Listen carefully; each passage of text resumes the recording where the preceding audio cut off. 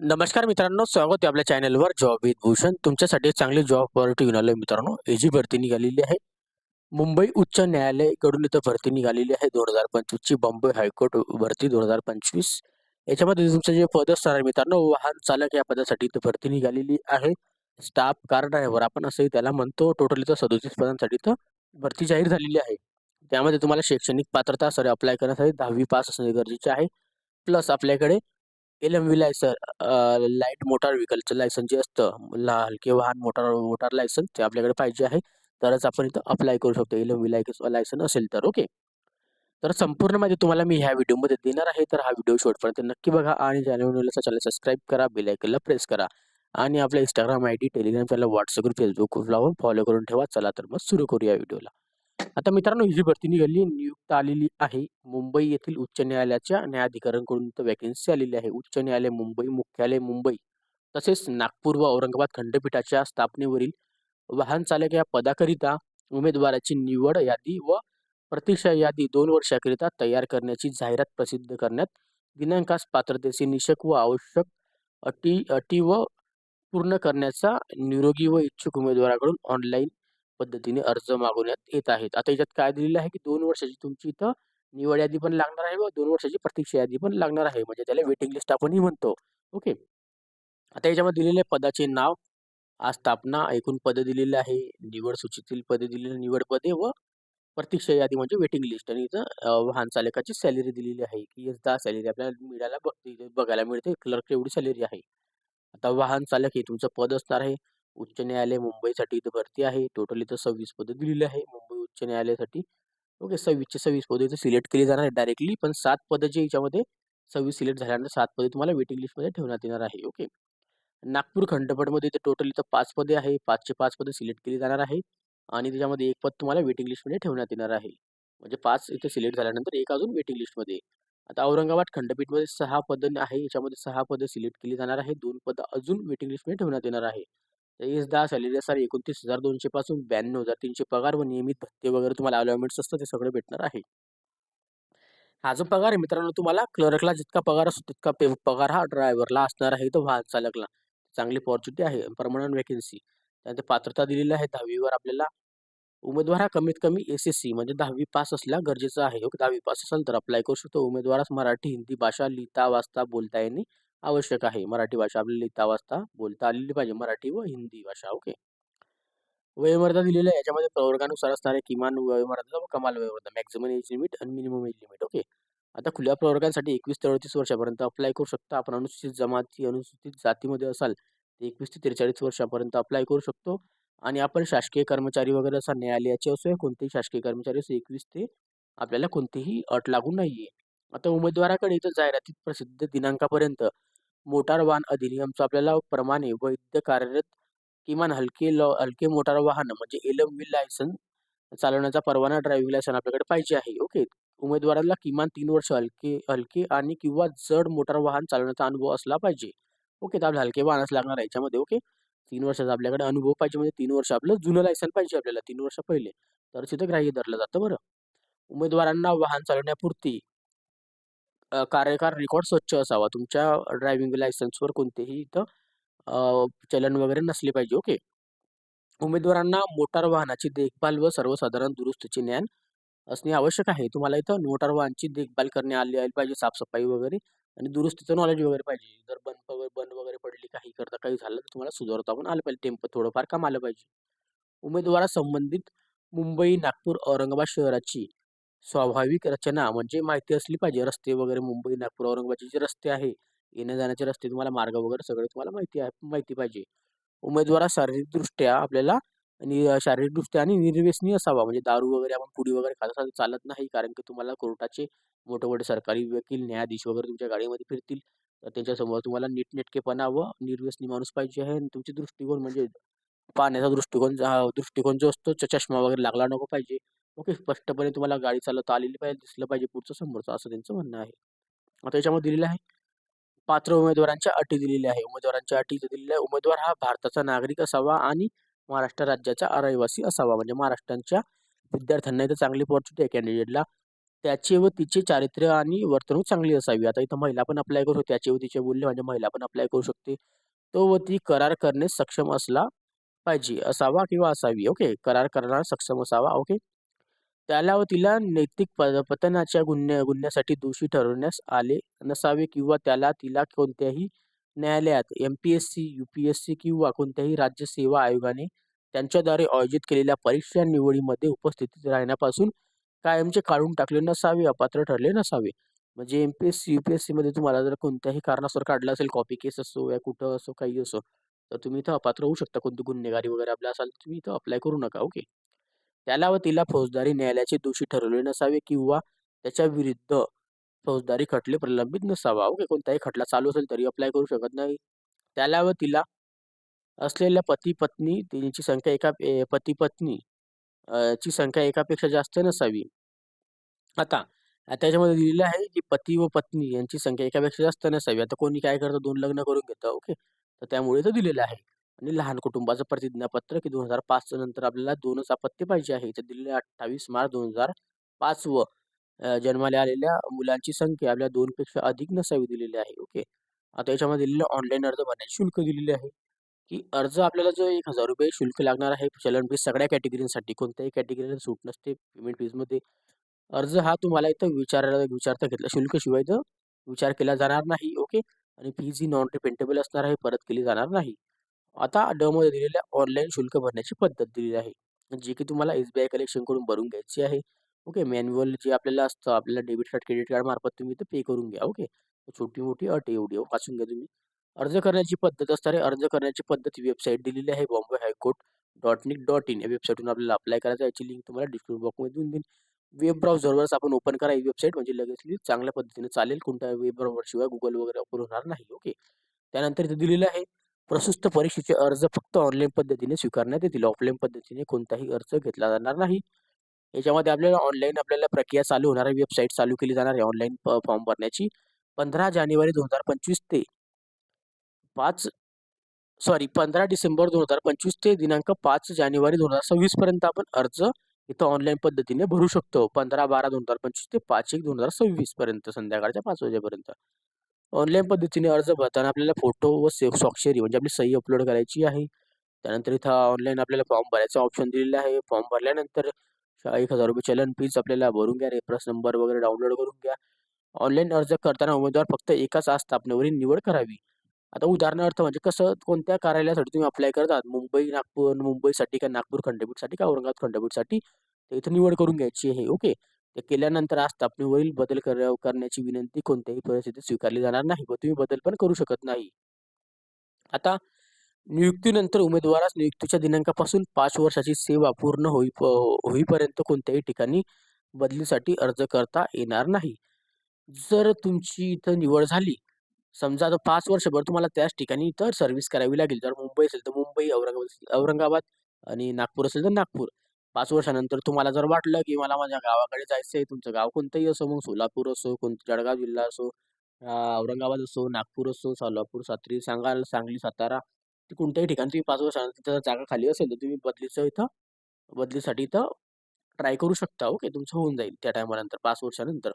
उमेदवाराने आपली सर्व माहिती योग्यरित्या भरून झाल्यानंतर सर्वात शेवटी आय एम ॲग्री या बटनावर क्लिक करून अर्ज सबमिट करावा व एकदा माहिती सदर सबमिट केल्यानंतर उमेदवाराला ऑनलाईन अर्जामध्ये कोणत्याही प्रकारची बदल केली जाणार नाही व कोणतीही तक्रार तुमची घेतली जाणार नाही.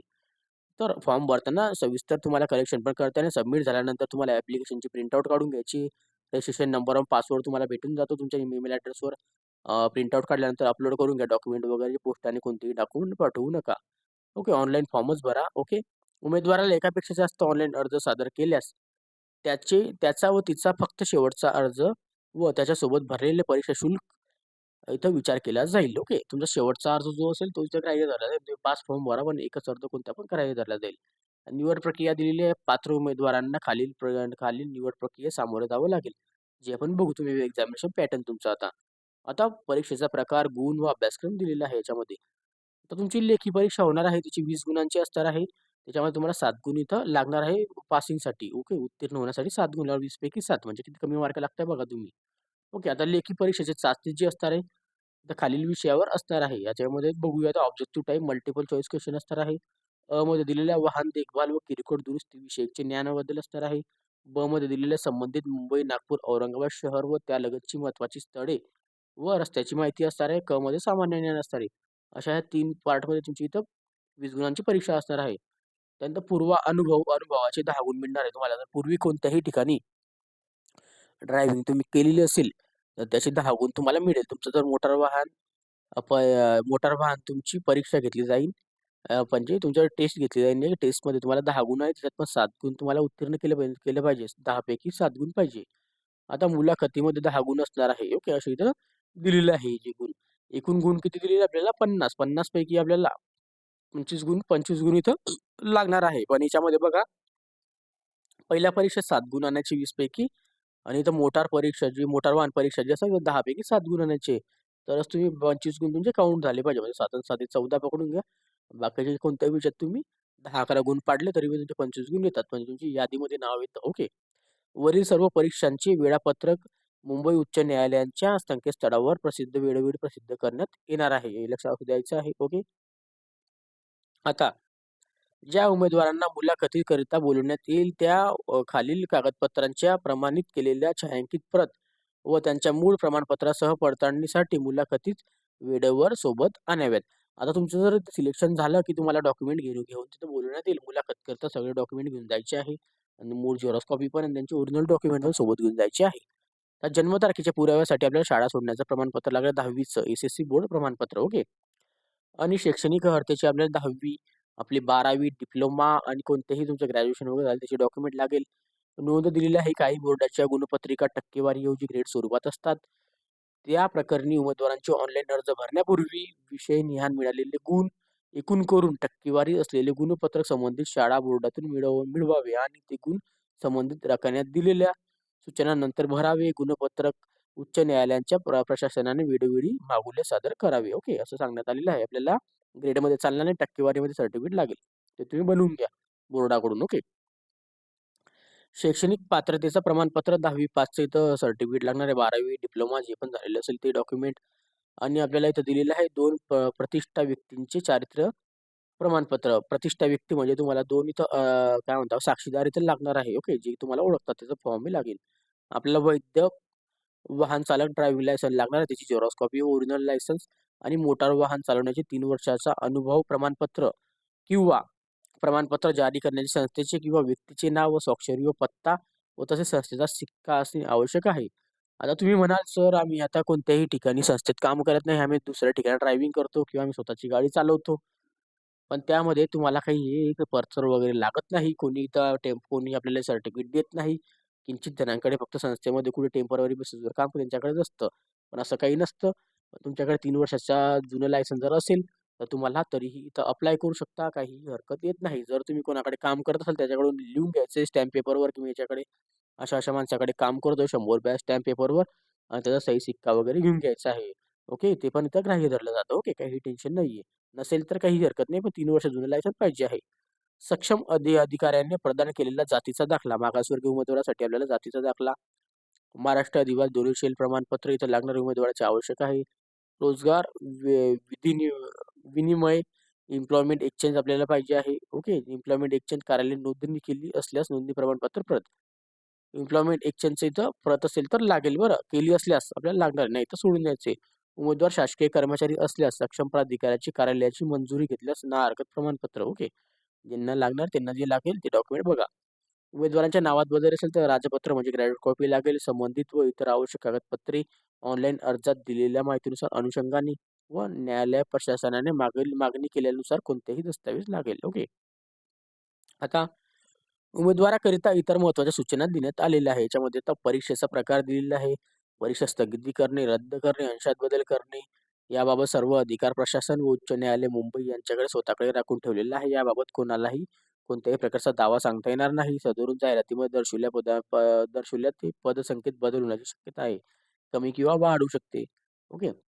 अर्जदार हा जाहिरातीमध्ये नमूद केलेल्या पात्रता व अटी शर्तीत पात्र असून असे समजून त्याला लेखी परीक्षेत तात्पुरता प्रवेश देण्यात येईल. ओके. तुम्हाला फॉर्म भरल्यानंतर तात्पुरता परीक्षेच्या स्वरूपात बोलवत नाही, पण मुलाखतीवेळी तुम्हाला सगळे डॉक्युमेंट चेक केले जाणार आहे. तरच तुम्हाला इथं सिलेक्ट केलं जाईल. जाहिरातीमध्ये अनुसरणमधून प्राप्त झालेल्या अर्जांच्या संख्येनुसार व उमेदवारांच्या शैक्षणिक पात्रता व त्यातील आपल्याला गुणवत्तेच्या अल्पसूची शॉर्टलिस्टेड करण्याची व त्यानुसार लेखी परीक्षेसाठी आणि किंवा निवड प्रक्रियेमध्ये कुठल्याही टप्प्यावर पात्र उमेदवारांची निवड प्रक्रिये गुणमर्यादा ठरवण्याचे सर्व अधिकार प्रशासन उच्च न्यायालय यांनी राखून ठेवलेला आहे. आता केवळ इथं अर्ज दाखल केला यावर मुलाखतीत नेमणुकीचा हक्क प्रस्तावित होणार नाही. तुमची परीक्षा होईल, डॉक्युमेंट चेकिंग होईल, तेव्हा तुमचं सिलेक्शन होईल. आता परीक्षेवेळी उमेदवारांना प्रवेश प्रमाणपत्र आणि पडताळणीसाठी स्वतःचे आधार कार्ड, पॅन कार्ड किंवा वाहन चालवा परवाना म्हणजे ड्रायव्हिंग लायसन्स ओळखपत्र म्हणून घेऊन जायचं आहे. ओरिजिनल आयडी कार्ड आणि Xerox copy. Okay, pan card वगैरे जे पण असेल ते पण चालून जातं. मूळ कॉपी इथून घेऊन जा. स्वखर्चाने आपल्याला परीक्षेच्या ठिकाणी जायचं आहे. लेखी असो की मोटार वाहनची परीक्षा असो, मूळ प्रमाणपत्र तपासणीसाठी पण. ओके. आता कार्यालयाच्या नियंत्रणेबाहेरील कोणत्याही अनपेक्षित घटनेमुळे भरती प्रक्रिये वेळापत्रक बदल होऊ शकतो. ते बदल झाले तर त्याचे उमेदवाराचा उच्च न्यायालय संकेतस्थळावर आपल्याला वेबसाईटवर चेक करता येते. मूळ कागदपत्र वगैरे तुम्हाला लागणार आहे. उशिरा आल्यास तुम्हाला इथून परीक्षेला बसू दिलं जाणार नाही. परीक्षेच्या ठिकाणी 2 तास अगोदरच चालले जा. ओके. निवड प्रक्रियेबद्दल इथं माहिती दिलेली आहे. थोडी मोठी-मोठी माहिती ॲडमिट कार्ड वगैरे तुम्हाला 7 दिवसाआधी मिळून जातं व तुम्हाला इथं दिलेलं आहे. उमेदवारांची निवड ही लेखी परीक्षा, मोटार वाहन परीक्षा, पूर्व अनुभव म्हणजे अनुभव असेल ड्रायव्हिंग त्याच्यानुसार मुलाखतीत मिळालेले गुण मेरिट लिस्टनुसार मेरिट लिस्ट आपली लावली जाईल. ओके. मंजूर केलेली निवड यादी, प्रतीक्षा यादी ही प्रशस्त दिनांकापासून फक्त 2 वर्षासाठी वैध राहणार आहे. ओके. 2 वर्षासाठी वेटिंग लिस्ट पण लागणार आहे आपली. ओके. 2 वर्षानंतर तुमचा नंबर जर लागला तर चांगली गोष्ट आहे. ओके. आता उमेदवाराने निवड समितीच्या सदस्यांना किंवा उच्च न्यायालयांच्या काम करणाऱ्या अधिकाऱ्यांना, कर्मचाऱ्यांना भेटण्याचा किंवा त्यावर त्यांचा प्रक्रियेसंबंधित व्यक्तीशी अथवा इतर कोणत्याही मार्फत दबाव आणण्याचा प्रयत्न केलास, म्हणजे काही कोणाला भेटून तुम्ही इथं लाईन लावायचा प्रयत्न केला, की आमची लाईन लावून द्या, तुम्हाला मी एवढे देतो, ते देतो, असं चालणार नाही. जर माहिती पडलं तुम्हाला तर बाद करण्यात येईल. 8 डिसेंबर 2025 ला याची नोटिफिकेशन आलेली आहे. ओके. ऑनलाईन परीक्षा भरण्याचे मार्गदर्शन दिलेले आहे, जे की ऑनलाईन आपल्याला प्रोफाईल फॉर्म उपयोग करायचा आहे. ₹1000 चलन फीस भरायची आहे. ओके. जे-पी-जी फॉर्मॅटमध्ये आपल्याला सिग्नेचर आणि फोटोग्राफ सुद्धा अपलोड करायचे आहे. स्पेलिंग वगैरे चुकू द्यायची नाहीये. पत्ता वगैरे व्यवस्थित वगैरे टाका, जे की तुम्हाला पत्रव्यवहारासाठी कामात येईल. Mobile number, email address check करून टाका. त्याच्यावर तुम्हाला काही अपडेट्स वगैरे मिळतील. ओके. उमेदवारासाठी आपली जन्मतारीखसाठी आपले कागदपत्र, जन्मतारखेचा पुरावा वगैरे लागेल. आधार कार्ड, पॅन कार्ड वगैरे इथं अपलोड करा. 10वी, 12वी, ग्रॅज्युएशनचे बोर्ड सर्टिफिकेशन, डॉक्युमेंट, मार्कशीट सगळे अपलोड करा. जातीचा दाखला वगैरे जे असेल ते सगळे इथं ड्रायव्हिंग लायसन्स वगैरे अपलोड करा. ओके. असा तो फॉर्म भरायचा आहे. फॉर्म नंबर ए दिलेला आहे. याच्यामध्ये कॅरेक्टर सर्टिफिकेशनचा जे की याच्यामध्ये खाली दिलेला आहे. फॉर्म नंबर ए चारित्र्य वर्तणूक प्रमाणपत्र म्हणजे कॅरेक्टर सर्टिफिकेट याच्यामध्ये आपल्याला नाव वगैरे टाकायचं आहे. मी इथं श्रीमती कुमारी इथं राहतो, या ठिकाणी राहत असतो. ओके. तालुका, जिल्हा, रहिवासी टाकायचा आहे. लगेच आपण मागील किती वर्षापासून ओळखतो वगैरे ते आणि नात्याशी माझे संबंधित आहे. ओके. आता हे 2 जणांचे तुम्हाला इथं चारित्र्य प्रमाणपत्र देण्यात येत आहे. ओके. आता तुम्हाला 2 जणांचं इथं नाव वगैरे टाका. कोणत्या 2 जणांची इथं ठिकाण, दिनांक टाका. 2 प्रमाणपत्रांचा सही शिक्का घेऊन घ्या. त्यांचं सही, नाव, व्यवसाय काय त्यांचं आणि पत्ता वगैरे आणि मोबाईल नंबर असे 2 जणांचे तुम्हाला इथं चारित्र्य फॉर्म नंबर भरून घ्यायचा 2 जणांकडून. तुझा नातेवाईक असो, मित्र असो, कोणी असो त्यांच्याकडून ती माहिती भरून घ्यायची. काम करणारे त्या ठिकाणी. ओके. हे फक्त आपल्याला साक्षीदार म्हणून लागतात. तर संपूर्ण माहिती तुम्हाला मी दिलेली आहे. आता याच्यामध्ये जर की तुम्हाला अजून काही डाऊट असेल, तर तुम्ही मला कमेंट बॉक्समध्ये कमेंट करा किंवा Instagram, Facebookला मेसेज करा. त्याची लिंक तुम्हाला डिस्क्रिप्शन बॉक्समध्ये दिलेली आहे. ओके. अप्लाय करण्याची लिंक तुम्हाला डिस्क्रिप्शन बॉक्समध्ये देऊन देईल. तिथून जाऊन अप्लाय करून घ्या 15 डिसेंबर 2025 ते 5 जानेवारी 2026 पर्यंत. ओके. PDF फाईल जर पाहिजे असेल Telegram चॅनल, WhatsApp ग्रुपला मी शेअर करून देईन. तिथून जाऊन तुम्ही डाउनलोड करू शकता. त्याची पण लिंक तुम्हाला डिस्क्रिप्शन बॉक्समध्ये मिळून जाईल. ओके. आणि काही डाऊट असेल कमेंट बॉक्समध्ये कमेंट करा. व्हिडिओ आवडला असेल लाईक करा. जास्तीत जास्त मित्रांपर्यंत शेअर करा. पुढच्या व्हिडिओ आपण याचा आणणार आहे. फॉर्म फिल करण्याचा व्हिडिओ आणणार आहे. तर बॉम्बे हायकोर्टकडून लघुलेखनची भरती निघाली, स्टेनोग्राफरची, लिपिक क्लर्कची निघालेली आहे. आता वाहन चालकची आलेली आहे, शिपाईची आलेली आहे. याचा फॉर्म मी तुम्हाला पुढच्या व्हिडिओमध्ये भरून दाखवणार आहे. 15 तारखेपासून फॉर्म चालू झाले की. तत्पूर्वी तुम्हाला काही डाऊट असेल तर कमेंट बॉक्समध्ये कमेंट करा. व्हिडिओ आवडला असेल लाईक करा आणि चॅनल सबस्क्राईब करा. बेल आयकनला प्रेस करा. डेली तुमच्यासाठी नवीन जॉब ऑपॉर्च्युनिटी घेऊन असतो. अशाच नवीन जॉब ऑपॉर्च्युनिटीसाठी आपण भेटूया आता नेक्स्ट व्हिडिओमध्ये. तोपर्यंत जय हिंद मित्रांनो. थँक्यू.